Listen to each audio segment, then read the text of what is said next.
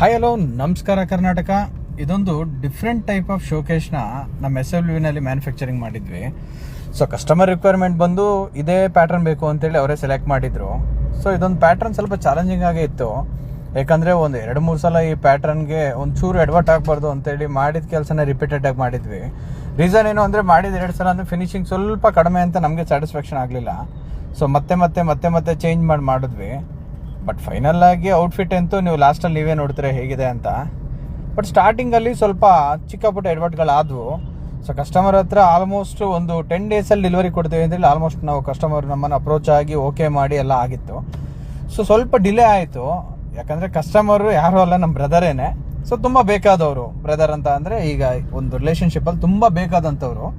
So ಅವರು ನನಗೆ satisfy ಆಗೋ ಥರ ಬೇಕು, ಓಕೆ ನೀವು ಲೇಟಾಗಿ ಮಾಡಿದ್ರು ಪರವಾಗಿಲ್ಲ ಅಂತೇಳಿ ನಮಗೊಂದು ಹೋಪ್ ಕೊಟ್ಟು ಮಾಡಿಸಿದ್ರು.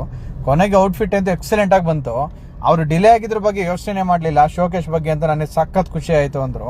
ಸೊ ಅವ್ರು ಸ್ಯಾಟಿಸ್ಫೈ ಆಗಿದ್ದರಿಂದ ನಮಗೂ ಖುಷಿ ಆಯಿತು. ಕೊನೆಗೆ ಔಟ್ಫಿಟ್ ಅಂತೂ ತುಂಬ ಸಖತ್ತಾಗಿ ಬಂತು.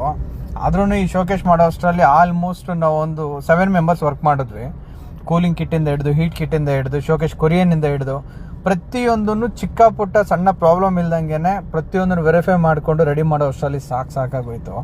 ಕೊನೆಗೆ ಎಲ್ಲರೂ ಪಟ್ಟಿದ್ದ ಕಷ್ಟನೂ ಅದನ್ನು ಔಟ್ಫಿಟ್ ನೋಡಿದ್ಮೇಲೆ ಓಕೆ ನಾವು ಮಾಡಿದ್ದು ನಮ್ಗೆ ಸ್ಯಾಟಿಸ್ಫೈಡ್ ಆಯ್ತಲ್ಲ ಅಂತೇಳಿ ಎಲ್ಲರೂ ಖುಷಿಪಟ್ಟರು.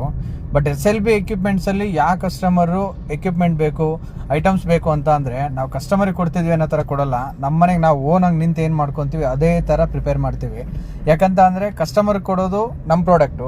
ಸೊ ನಮ್ಮ ಪ್ರಾಡಕ್ಟಲ್ಲಿ ಚೆನ್ನಾಗಿತ್ತು ಅಂದರೆ ಅವರೇ 4 ಜನಕ್ಕೆ ರೆಫರ್ ಮಾಡ್ತಾರೆ. ಸೊ ಮಾರ್ಕೆಟಿಂಗ್ ಅಂದರೆ ಈಗ ನಾವು ನಮ್ಮದನ್ನು ನಾವೇ ರೆಫರ್ ಮಾಡ್ಕೊಳ್ಳೋದಲ್ಲ, ಕಸ್ಟಮರ್ ಅದನ್ನು ರೆಫರ್ ಮಾಡಬೇಕು, ಆವತ್ತು ನಾವು ಸಕ್ಸಸ್ ಆದ್ವಿ ಅಂತ.